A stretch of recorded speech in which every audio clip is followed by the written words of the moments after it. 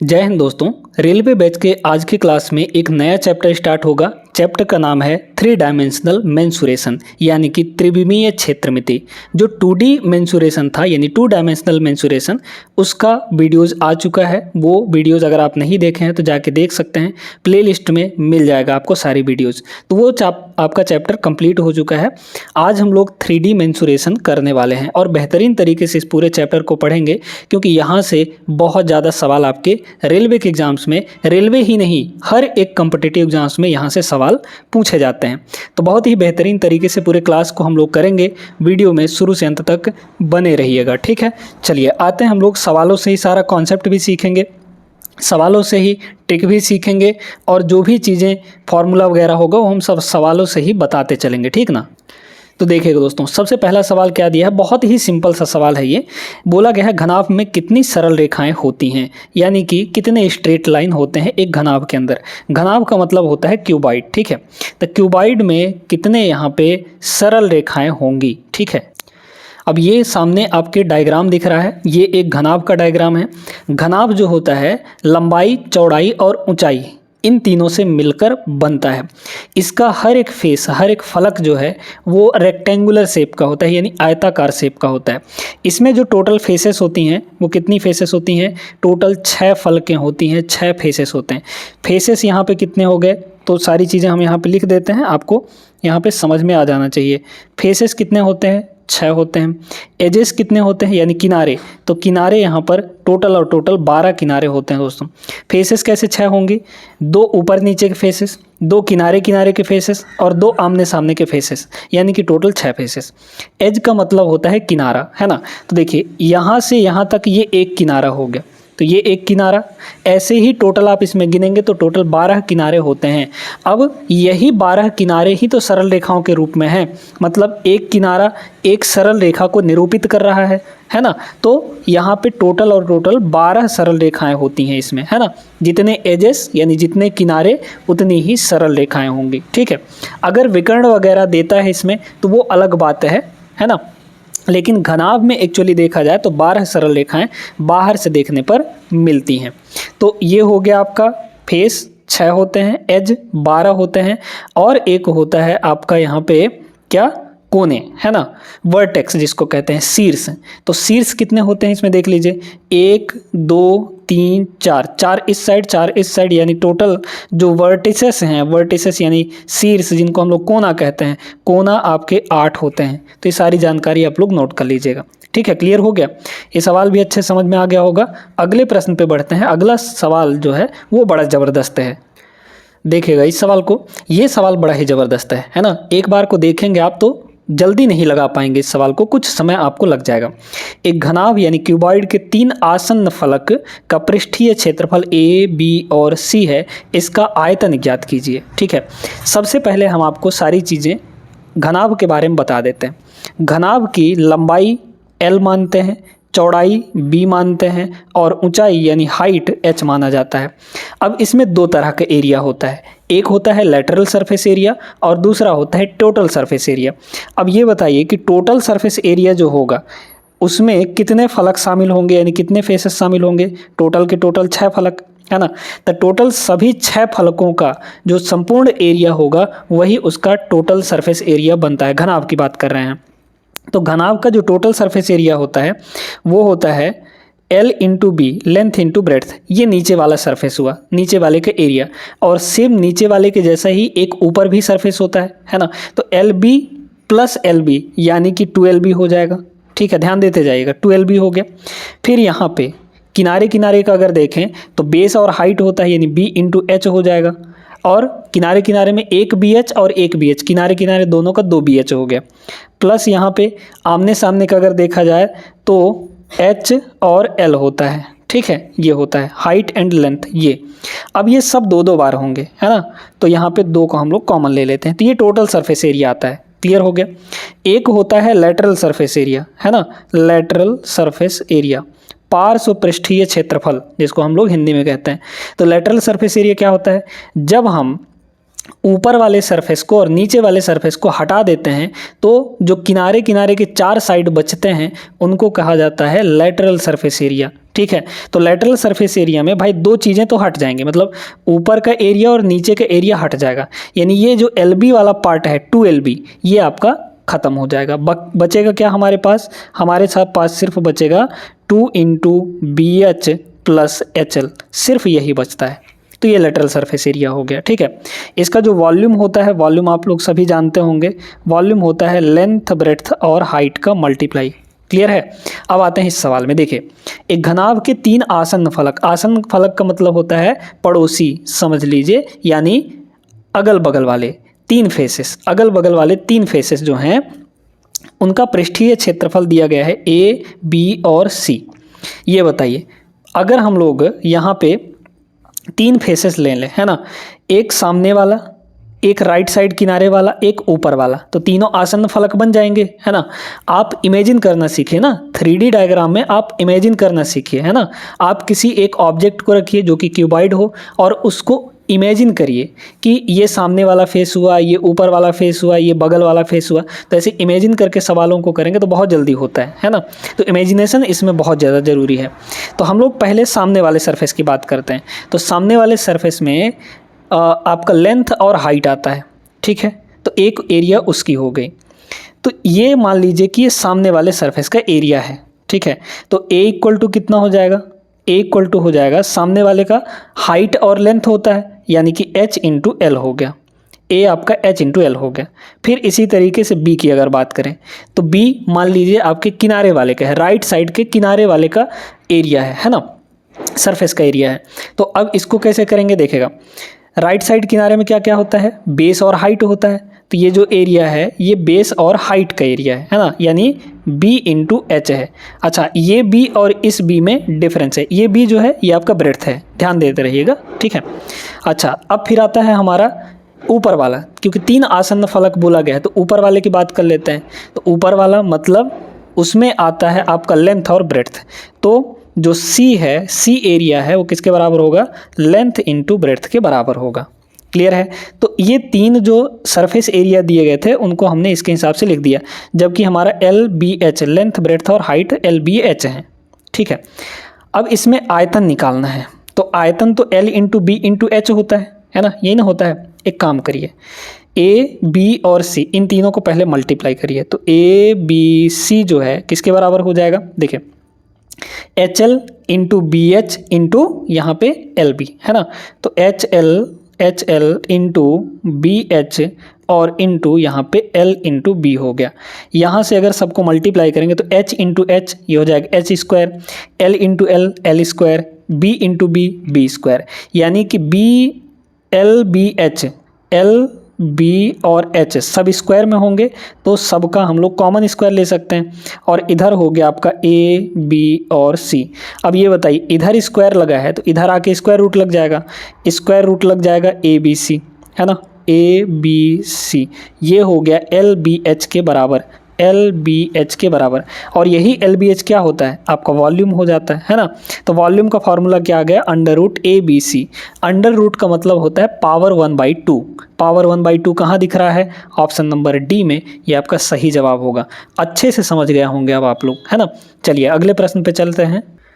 चलिए दोस्तों देखिएगा तीसरा सवाल। अब इस तीसरे सवाल में क्या बोला है? एक बंद घनाभ है यानी क्यूबॉइड है, उसका कुल पृष्ठीय क्षेत्रफल टोटल सरफेस एरिया निकालना है आपको। ठीक है, तो टोटल सरफेस एरिया बताइए कितना हो जाएगा? यहाँ पे लेंथ दिया है, ब्रेड्थ दिया है और यहाँ पे हाइट दी गई है ना।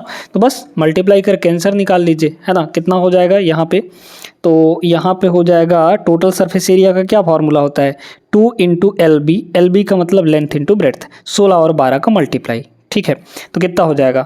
16 का 12 से मल्टीप्लाई करेंगे, 16 दहम 160 और 16 दूना 32, 132 और 160 और 32 कितना हो जाएगा? 196 है ना, 192 हो जाएगा। ठीक है, फिर यहाँ पे प्लस इसका B × H होता है ना, LB + BH + HL होता है। तो B × H यानी 12 × 8, तो 12 8 ये हो गया आपका कितना? 96। फिर यहाँ पे H × L यानी 8 × 16, तो 8 × 16, 16 8 128 हो जाएगा। ठीक है, बस यहाँ से आप लोग सभी इसको जोड़ घटा लीजिए तो ये हो जाएगा 2। अच्छा यहाँ पे देखिए, यहाँ पे अगर हम लोग देखें तो कितना हो जाएगा, एक काम करते हैं ना, 92 को इस 8 को दे देते हैं, ठीक है, तो ये 200 हो जाएगा और ये 120 हो जाएगा।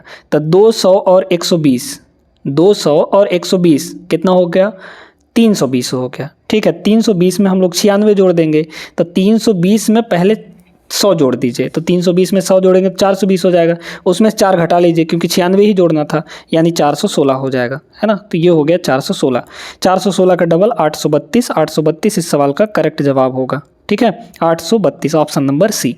आगे चलते हैं अगले प्रश्न पर। देखिएगा एक ज़बरदस्त प्रश्न, किसी घनाभ की लंबाई चौड़ाई और ऊंचाई का अनुपात 4, 3 और 5 है। इसके सभी किनारों की लंबाई का योग जो है वो 144 सेंटीमीटर दिया गया है। घनाभ का पूर्ण पृष्ठीय क्षेत्रफल ज्ञात कीजिए। बहुत सुंदर सा सवाल है दोस्तों, है ना। इसमें बोला गया है कि इसके सभी किनारों की लंबाई का योग कितना होगा, ठीक है।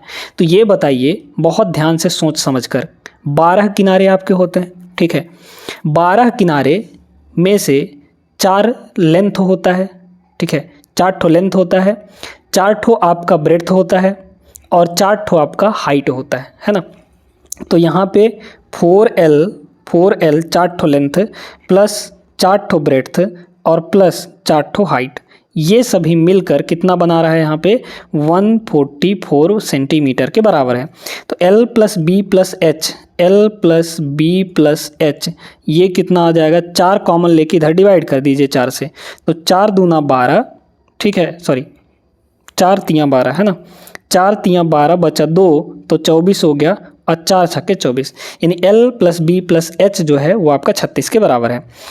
अच्छा यहाँ पे अगर देखा जाए तो अनुपात लंबाई चौड़ाई का कितना दिया है, यहाँ पे 4, 3 और 2, तो रेशियो दिया है लेंथ ब्रेड्थ और हाइट का, है ना, लेंथ ब्रेड्थ और हाइट का रेशियो 3, 4, 5 दिया, 4, 3, 5 दिया है।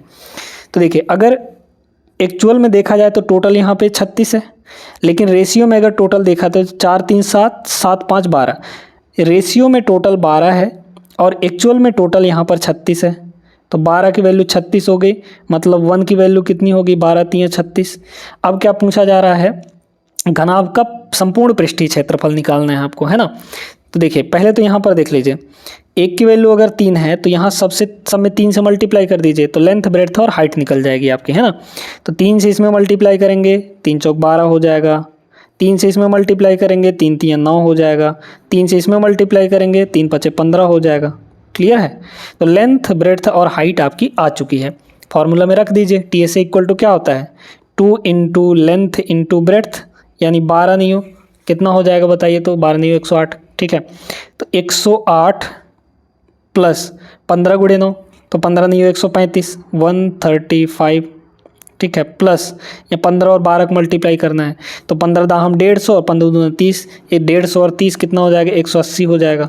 ये हो गया, बस जोड़ जाड़ के आंसर निकाल लीजिए, कितना हो जाएगा, 8, 5, 13, 13 का हो गया 3, बचा 1, तो 3, 1, 4, 4 और 8 12, 12 का हो गया 2, हासिल बचा 1, 300 और 1 4, 423, 423 का आपको डबल करना है तो कितना आ जाएगा, 846 है ना, 846, तो 846 इसका करेक्ट जवाब होगा। Option number D is the right answer. उम्मीद करते हैं सभी को समझ में आ गया होगा। चलते हैं यहाँ पे अगले प्रश्न में। इस सवाल को देखें दोस्तों, ये बड़ा सुंदर सा सवाल है। क्यों? क्योंकि इसमें आपको यूनिट का भी ध्यान रखना है। कैसे? एक घनाभ का जो सतह क्षेत्रफल है यानी संपूर्ण पृष्ठीय क्षेत्रफल वो डेसीमीटर स्क्वायर में निकालना है हमको, है ना। लंबाई दिया है 4.2 मीटर में, है ना, 4.2 मीटर में, जबकि चौड़ाई दिया है डेसीमीटर में 30 डेसीमीटर और ऊंचाई दिया है 180 सेंटीमीटर के बराबर, है ना। ध्यान रखिएगा कि यहाँ पे कि जो 1 मीटर होता है, 1 मीटर वो होता है 10 डेसीमीटर के बराबर। किसके बराबर? 10 डेसीमीटर के बराबर।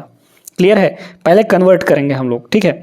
और यहाँ पे 1 डेसीमीटर जो होता है, 1 डेसीमीटर वो 10 सेंटीमीटर के बराबर होता है। किसके बराबर? 10 सेंटीमीटर के बराबर। क्लियर है ना। तो अब देखिए सभी को चेंज करिए, ये मीटर में है तो 1 मीटर 10 डेसीमीटर के बराबर, तो 4.2 मीटर जो है इसमें 10 से मल्टीप्लाई कर दीजिए तो डेसीमीटर में बदल जाएगा। तो 4.2 को अगर 10 से मल्टीप्लाई करेंगे तो 42 आ जाएगा, तो 42 डेसीमीटर हो गया ये, यानी ये आपका लेंथ आ गया। ऐसे ही ब्रेड्थ देखिए, ब्रेड्थ तो आपका डेसीमीटर में ही है, इसको तो चेंज करने की ज़रूरत है नहीं, 30 डेसीमीटर। अच्छा, ऊंचाई के लिए हम लोग देखते हैं हाइट, हाइट कितना हो जाएगा, यहाँ 180 सेंटीमीटर है। ये बताइए 1 डेसीमीटर जब 10 सेंटीमीटर के बराबर है तो 1 सेंटीमीटर किसके बराबर होगा, 1/10 डेसीमीटर के बराबर है ना। तो इस सेंटीमीटर को डेसीमीटर में बदलना है तो बटे 10 करना पड़ेगा, बटे 10 करेंगे तो ये 18 हो जाएगा, है ना। बटे 10 करेंगे तो 18 डेसीमीटर के बराबर आ जाएगा। क्लियर है, अब डेसीमीटर में आ चुका है, बस आपको फार्मूला में रखना है और आंसर निकालना है। टोटल सरफेस एरिया TSA कितना होता है बताइए तो, 2 इंटू LB मतलब 42 गुणे 30, तो 42 3 कितना हो जाएगा 126, है ना। तो 126 और 0 प्लस यहाँ पे इन दोनों को मल्टीप्लाई, तो 18 3 54 यानी कि 540 BH हो गया, है ना। प्लस HL 42 गुणे 18, तो 18 दूना 36 का 6 हासिल 3 और 18 चौक 72, 72 और 3 आपका हो जाएगा 75 यानी 756 आ गया। ठीक है भाई, 18 दूनी 36, 36 का 6 बचा 3, 18 चौक 72 3 75 हो गया। अब जोड़ लीजिए यहाँ पे, तो ये हो जाएगा 2 और 1260 540, देखिए 1200 और 500 आपका कितना हो गया 700 हो गया, 60 और 40 100 हो गया, तो 1700 और 100 और मतलब 1800, तो ये हो गया 1800 और 756, तो 18 7 हो जाएगा 25, 2556 आ गया। तो यहाँ पे कितना हो जाएगा 2556 के बराबर हो गया, मतलब 2600 सॉरी है ना, 25 दूना 50 और यहाँ पे 52 51 कुछ आएगा। ठीक है, 5100 के बराबर आ जाएगा आपका, है ना। कि भाई देखिए 56 का डबल 112 होता है और 25 का डबल 5000 हो जाएगा, तो 5000 और 112 मतलब 5112, ऑप्शन नंबर डी होगा। ठीक है, समझ में आ गया कि नहीं। तो 5112 is the right answer, 5112। Clear है सभी को। ये डेसीमीटर स्क्वायर में आएगा क्योंकि हमने यहाँ पे लेंथ ब्रेड्थ और हाइट को डेसीमीटर में लिया है, इसलिए डेसीमीटर स्क्वायर में आता है। हाँ, एक चीज़ का ध्यान रखिएगा कि जो एरिया होता है वो या तो मीटर स्क्वायर में आएगा या फिर सेंटीमीटर स्क्वायर में आएगा या फिर डेसीमीटर स्क्वायर में आएगा, लेकिन आएगा स्क्वायर में ही, उसकी जो यूनिट होगी वो स्क्वायर में होगी, है ना। ऐसे ही जो वॉल्यूम होता है, वॉल्यूम का यूनिट में क्यूब आता है, जैसे मीटर क्यूब हो गया, सेंटीमीटर क्यूब हो गया, डेसीमीटर क्यूब हो गया, इस तरीके से। तो वॉल्यूम जो आता है वो क्यूब में आता है क्योंकि उसमें 3 ठो लेंथ का मल्टीप्लाई होता है ना। तो metre metre metre metre cube बन जाता है वो। क्लियर है सभी को। चलिए आगे चलिए, ये रहा बढ़िया सा सवाल 2019 का है। एक घनाभ का कुल पृष्ठीय क्षेत्रफल 236 सेंटीमीटर है ना, सेंटीमीटर स्क्वायर हो गया यहाँ पे। इसकी लंबाई 8, ऊंचाई 6, इसकी चौड़ाई निकालनी है हमको। ठीक है, क्या होता है फॉर्मूला, देखिए 2 इंटू है ना, 2 इंटू LB, लेंथ 8 है, ब्रेड्थ हमको नहीं पता, तो 8 इंटू B हो जाएगा, है ना, प्लस BH यानी B इंटू 6, तो B इंटू 6 यानी 6B हो गया, प्लस HL यानी हाइट इंटू लेंथ, तो 8 छक्के ये हो गया आपका 48। ठीक है, ये जो क्षेत्रफल आया है ये किसके बराबर आया है, टोटल 236 के बराबर। तो यहाँ हो गया 236, 2 उधर ले जाकर मल्टीप्लाई डिवाइड कर दीजिए, 8 और 6 14B हो जाएगा, ये हो जाएगा कितना 14B इक्वल टू इधर कितना होगा, 2 से डिवाइड करेंगे तो 118, है ना, 118 और 48 उधर जाएगा तो माइनस का 48 हो जाएगा, मतलब यहाँ से ये हो गया आपका 70, है ना, ये हो गया 70 और इधर कितना है 14 इंटू B, तो B की वैल्यू कितनी आ गई 14 पंचे 70 मतलब 5 आ गया, तो 5 सही जवाब ऑप्शन नंबर डी होगा। सिंपल सा सवाल था ये, फॉर्मूला पता है तो लगा लेंगे।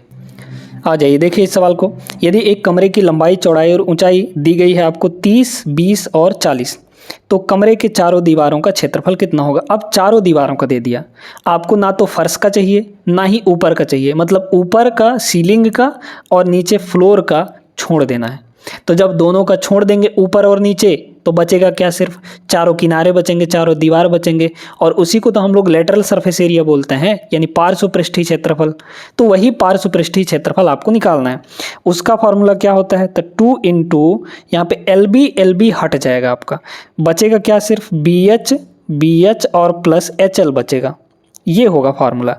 अच्छा H इसमें कॉमन है तो कॉमन निकाल लीजिए, तो ये हो जाएगा 2 इंटू H और इधर हो जाएगा B प्लस L या L प्लस B, कुछ भी कहिए, है ना। बस इसमें आपको रखना है, देखिए ये है लंबाई, ये है चौड़ाई, ये है ऊंचाई, है ना। रखिए तो 2 इंटू ऊँचाई कितनी है 40 है, हाइट 40 है, B into B plus L यानी लेंथ प्लस ब्रेड्थ, तो 30 और 20 कितना हो जाएगा 50, जोड़ दीजिए 50, है ना। तो यहाँ पर 4 दूना 8, 8 पंचे 40 मतलब 4000, सीधे सीधे आ गए 4000 मीटर स्क्वायर। क्लियर है, ऑप्शन नंबर बी सही जवाब होगा। तो इस तरीके से आपको टोटल सरफेस एरिया नहीं निकालना है, टोटल सरफेस एरिया निकाल देंगे तो गड़बड़ हो जाएगा, क्योंकि इसमें आपको सीलिंग और फ्लोर का बोला ही नहीं है, सिर्फ किनारे किनारे 4 दीवारों का ही निकालना है। समझ में आया सभी को? आगे चलिए, आइए क्वेश्चन नंबर 8 देखिएगा। प्रत्येक आयताकार फलक वाले एक डिब्बे की लंबाई, चौड़ाई और ऊंचाई दी गई है 12, 8 और 10। ठीक है, डिब्बे का कुल पृष्ठीय क्षेत्रफल। अब ये जो सवाल है ये आपको लगाना है, ये हम आपके लिए होमवर्क दे रहे हैं, या फिर अभी वीडियो रोक करके इसको सॉल्व करिए और सॉल्व करके इसका आंसर कमेंट करिएगा। ठीक है, क्योंकि ऐसा सवाल बहुत बता चुके हैं अब, तो ये बन जाएंगे। आगे चलते हैं क्वेश्चन नंबर 9 में। तो इस सवाल को देखिएगा। एक घनाभ की भुजाएं 1, 2, 3 के अनुपात में है। इसका आयतन जो दिया गया है 1296 दिया गया है। घनाभ का पृष्ठीय क्षेत्रफल कितना होगा? ठीक है, बहुत सुंदर सा सवाल है दोस्तों। अब इसको ऐसे समझिए कि भाई भुजाएं अगर 1, 2, 3 के अनुपात में हैं तो भुजाओं को हम लोग क्या मान सकते हैं? x, 2x और 3x, है ना भाई। अनुपात के साथ x का मल्टीप्लाई कर देंगे तो भुजाएं आ जाएंगी, है ना। x, 2x और 3x ये हो गई। आयतन क्या बोला है? 1296 के बराबर। आयतन क्या होता है? लेंथ, ब्रेड्थ और हाइट का मल्टीप्लाई, है ना, मतलब तीनों भुजाओं को मल्टीप्लाई। ठीक है, तो मल्टीप्लाई अगर हम इनका करेंगे, मल्टीप्लाई करेंगे तो कितना होगा? 6x³ हो जाएगा, 6x³ हो जाएगा इक्वल टू, ये दिया है आपको 1296 के बराबर। 6 से डिवाइड कर दीजिए तो x³ की वैल्यू कितनी हो गई? 6 से डिवाइड करेंगे 6 दूना 12 और यहाँ पे 16 छंग 96, मतलब ये हो गया आपका 16। ठीक है, तो 216 आ गया। अच्छा, 216 किसका क्यूब होता है? 6 का क्यूब होता है, तो मतलब यहाँ पे ये हो जाएगा 6 का क्यूब। तो x की वैल्यू कितनी आ गई? सीधे सीधे हमको पता चल गया कि 6 आ गया, है ना। कंपेयर करके देख लीजिए, x की वैल्यू 6 हो गई। अब आपको लेंथ, ब्रेड्थ, हाइट निकाल लेनी है। भाई देखिए तीनों भुजाएं क्या क्या हो जाएंगी? लेंथ, ब्रेड्थ, हाइट किसी को भी मानिए, कोई फर्क नहीं पड़ता है इसमें, है ना। देखिए तो लेंथ कितना हो जाएगा? x के बराबर, x मतलब 6। ब्रेड्थ कितना हो जाएगा? 2x के बराबर, यानी कि 6 का डबल 12। फिर हाइट कितनी हो जाएगी यहाँ पे? 3x, यानी 6 का डबल, 6 का ट्रिपल, 6 का ट्रिपल करेंगे तो 18 आ जाएगा, 3 गुना, है ना।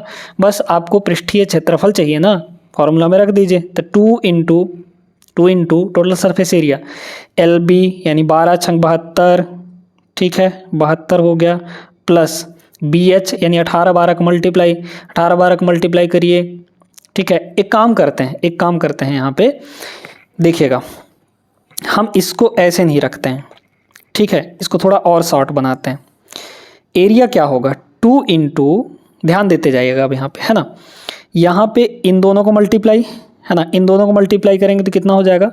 2x² हो जाएगा, है ना, L इंटू B, तो 2x² प्लस BH यानी 2x और 3x का मल्टीप्लाई, तो मतलब 6x², और प्लस फिर 3x और x का मल्टीप्लाई यानी कि 3x² हो गया।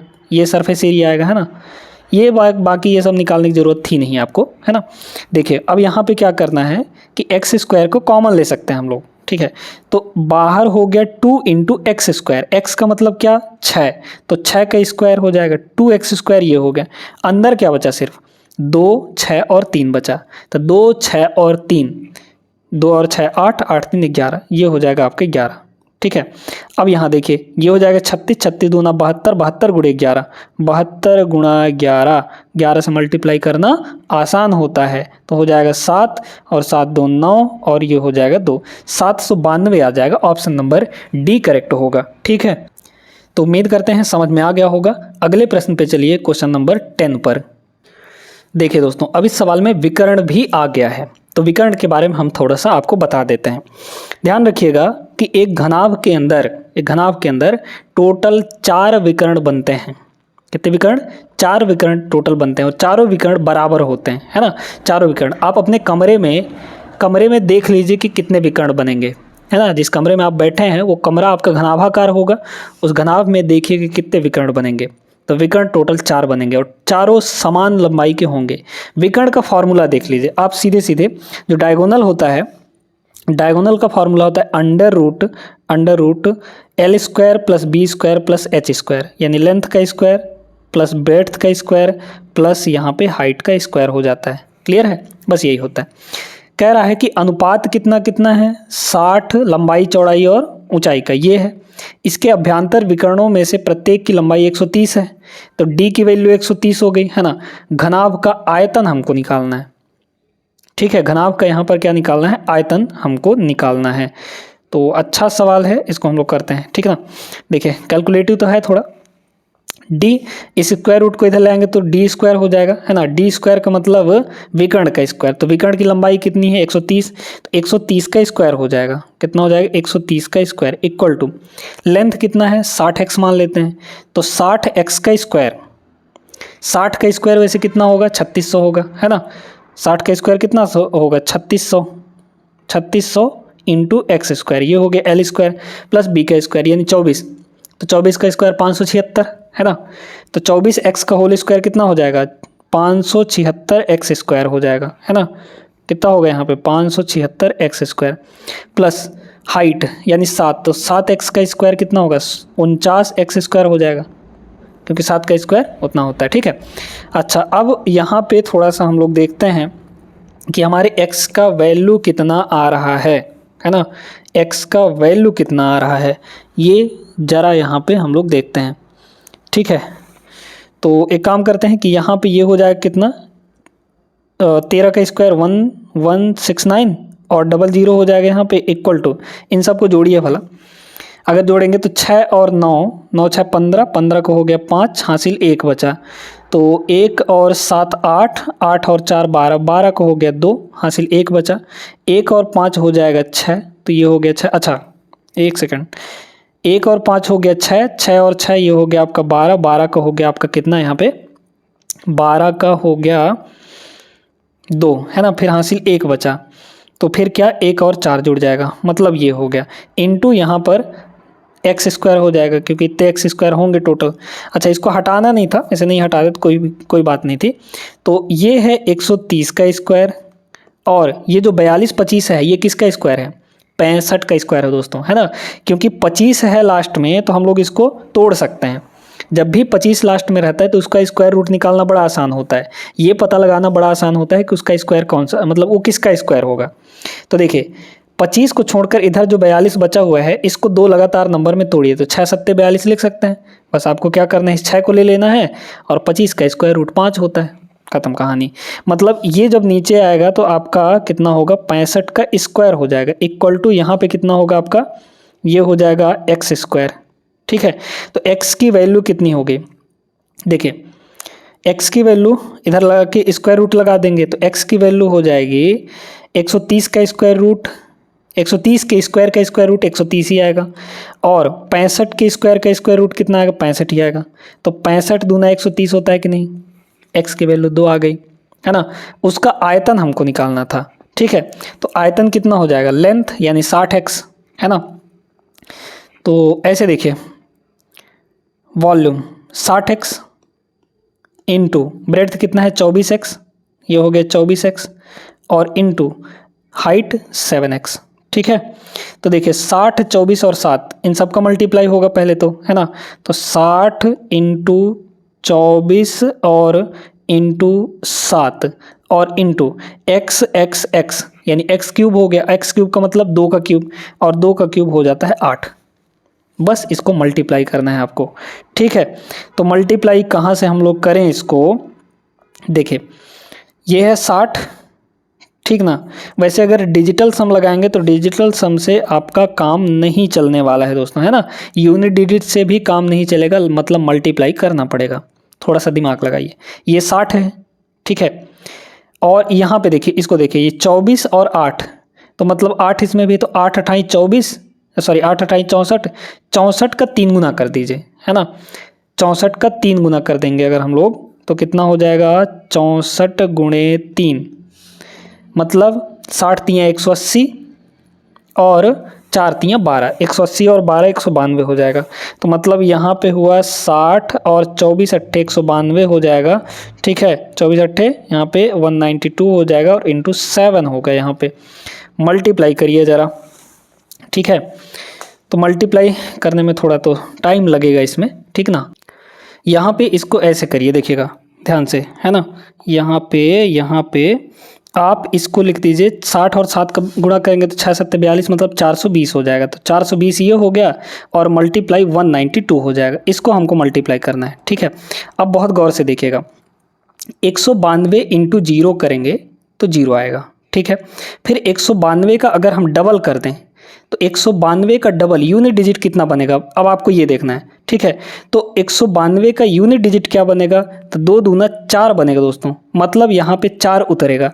तो इधर लास्ट में आपका 40 आना चाहिए, और 40 कहाँ है, 40 सिर्फ यही ऑप्शन में है, ऑप्शन नंबर बी में। ये आपका करेक्ट जवाब हो जाएगा। पूरा आपको मल्टीप्लाई नहीं करना है, पूरा मल्टीप्लाई करते रहेंगे तो थक जाएंगे, है ना, ऐसे नहीं करना है, तो थोड़ा दिमाग लगाना है। तो क्लियर हो गया ना कैसे करना है। चलते हैं अगले प्रश्न में, 1-2 सवाल और करते हैं। अब इस सवाल को देखिएगा, ये बड़ा शानदार सवाल है, समझना पड़ेगा आपको कि कहाँ क्या किसको घटाना है किसको कम करना है। एक खुले घनाभाकार टैंक की आंतरिक लंबाई चौड़ाई और ऊंचाई आपको 6, 4 और 3 दी गई है। उसके आंतरिक पृष्ठों का क्षेत्रफल निकालना है। अब ये बताइए कि ऊपर से वो टैंक खुला है तो क्या ऊपर वाला एरिया लेंगे, नहीं लेंगे ना, सिर्फ किनारे किनारे का लेना है और एक नीचे वाले का एरिया लेना है, ठीक है। तो देखिए किनारे किनारे के एरिया का मतलब LSA, यानी आपका कितना हो जाएगा, LSA मतलब लेटरल सरफेस एरिया। तो लेटरल सरफेस एरिया क्या होता है, 2 इंटू, अब इसको ऐसे समझिए, इस टाइप से नहीं समझ में आता है तो ऐसे समझिए। देखिए ये बताइए दोस्तों कि ऊपर और नीचे LB होता है, यानी लेंथ ब्रेड्थ होता है। तो एक ठो तो ऊपर ख़त्म कर दिए, मतलब 2 LB में से सिर्फ एक ही LB बचेगा, है ना। तो एक LB बचा, प्लस बाकी चारों किनारे के तो रहेंगे ना, यानी 2BH भी रहेगा, 2BH भी रहेगा और 2HL भी रहेगा। ये है आपका, बस यहाँ पे 2LB होता, लेकिन तब होता जब ऊपर से बंद होता वो। क्लियर है। तो ये आपका सरफेस एरिया आ जाएगा, मतलब इंटरनल सरफेस एरिया इतना हो जाएगा। बस निकाल लीजिए यहाँ से। अगर हम लोग देखें यहाँ पे तो L into B, length into breadth, यानी 6 इंटू 4, तो ये हो गया 24, प्लस यहाँ देखिए 2H को हम लोग कॉमन ले सकते हैं, तो 2 इंटू H का मतलब हाइट यानी 3, तो 2 इंटू 3 कॉमन आ गया, मतलब अंदर बचा L प्लस बी, है ना, B प्लस L। तो B प्लस L का मतलब यहाँ पे लंबाई और चौड़ाई, तो 6 प्लस 4 यानी कि 10 हो गया। बस आ गया आंसर। तो ये हो गया 24 और 3 दूना 6 मतलब 10, है ना। 6 इंटू 10 60, 60 और 24, 60 और 24 आपका 84 हो जाएगा। तो 84 मीटर स्क्वायर, 84 मीटर स्क्वायर सही जवाब होगा। कितना सिंपल सा था तब जब आप इनको इमेजिन करते। बिना इमेजिनेशन के ये चैप्टर नहीं बनने वाला है दोस्तों, क्योंकि कहाँ आप सब डायग्राम लेके घूमते रहेंगे अपने पॉकेट में, ऐसा तो पॉसिबल है नहीं, है ना। तो वो 3D डायग्राम आप अपने दिमाग में बनाइए और दिमाग में बनाते हुए सवालों को सॉल्व करना है। एक सवाल और देखते हैं। इस सवाल को देखिए, ये सवाल वैसा ही है जैसा हमने क्वेश्चन नंबर 10 में करवाया था, है ना, सेम टू सेम वैसा ही, बस डाटा थोड़ा सा यहाँ पे चेंज कर दिया है। और वो डाटा सिर्फ ये विकर्ण की लंबाई वाला चेंज किया है, ये 60 24 7 वही वाला है ना। तो आराम से इस सवाल को भी आप लोग कर लीजिएगा और इसका आंसर कमेंट बॉक्स में ज़रूर दीजिएगा, ठीक ना। तो ये आपके लिए है, सॉल्व करके आंसर दीजिएगा। और आज की क्लास में बस इतना ही। उम्मीद करते हैं कि ये सेशन आपको अच्छा लगा होगा। वीडियो पसंद आई हो तो लाइक कर दीजिए और चैनल को सब्सक्राइब किए बिना नहीं जाना है। मिलते हैं अगले क्लास में ऐसे बेहतरीन सवालों के साथ, तब तक के लिए जय हिंद।